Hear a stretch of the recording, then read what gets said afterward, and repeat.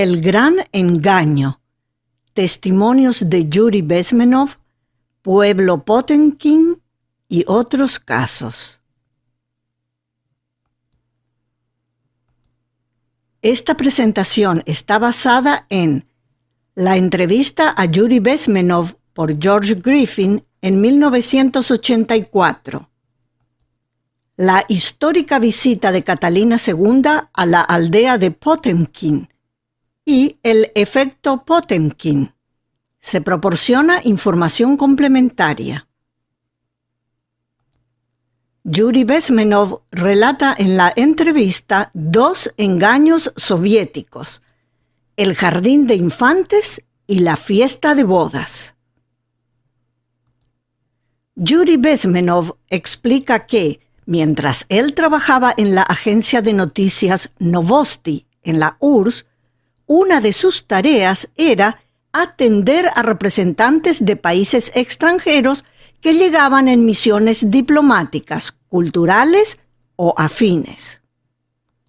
Es así que los llevaba, por ejemplo, de gira a través de Siberia y a reuniones y fiestas en Moscú y otras ciudades para mostrarles la vida típica de la población en tiempos de la URSS.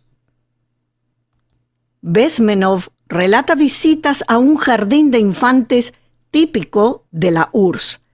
Allí se ven niños felices, sentados, comiendo su almuerzo y también jugando en un patio. Se refleja el espíritu de la niñez soviética.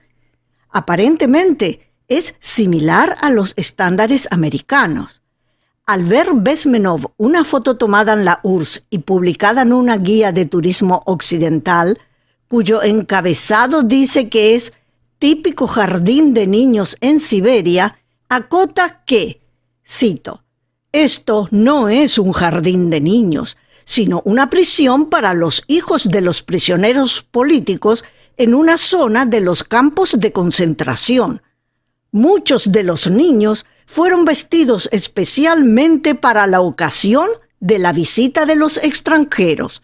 Termina cita. Bezmenov agrega que su trabajo y el de otros como él era crear una ilusión en las mentes de los invitados y ayudar a que no notaran que realmente estaban viendo prisioneros y en algunas ocasiones que hablaban con presos sin darse cuenta que lo eran. Bezmenov comenta sobre las bodas rusas simuladas para los visitantes o medios extranjeros que se hacían para impresionar.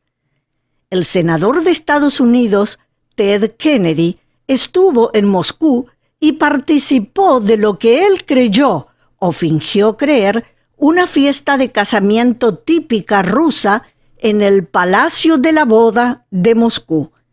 En realidad, esa boda fue una actuación. En la foto de la izquierda se lo ve a Ted Kennedy sonriendo y bailando con una presunta novia que en realidad es una actriz actuando en el papel de novia. En la foto de la derecha, Bezmenov está junto a otra presunta novia, frente a una delegación extranjera de periodistas internacionales, en el mismo Palacio de la Boda de Moscú.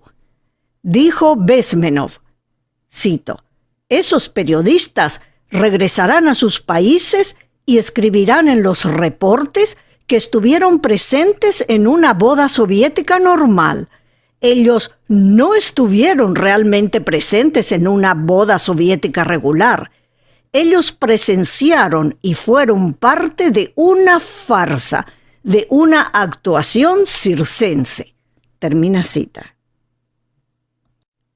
Pueblo Potemkin es cualquier construcción que muestra solo una fachada externa. Se aplica a un país en el sentido que presenta una situación mala de manera buena, para hacer creer o engañar a la gente que todo está bien. La película de 1998, El Show de Truman, muestra una realidad simulada a imagen del pueblo Potemkin. En algunos contextos, a un pueblo Potemkin se le llama efecto Potemkin. Antecedente histórico. La expresión pueblo Potemkin proviene de la historia de unas aldeas falsas construidas en Crimea en 1787 por Grigori Potemkin para impresionar a la emperatriz Catalina II, quien viajó a esa localidad junto al río Dnieper. Esa zona había sido anexada a la Nueva Rusia y Catalina iba a inspeccionar. Después que se retiró la emperatriz, se desmontaron las estructuras. Algunos historiadores, como Alexander Panchenko, aseveró que, efectivamente, se decoraron varios pueblos, pero se sabía que era solo una decoración, sin pretender engañar. Además, hubiera sido difícil que Potemkin engañara a Catalina, porque eran muy buenos amigos. Engaño al vicepresidente de Estados Unidos, Henry Wallace. Henry Wallace visitó un campo de trabajo penal soviético en Magadan, Siberia, URSS, en 1944 y creyó que los prisioneros eran trabajadores voluntarios y el lugar era una simple mina de extracción de oro.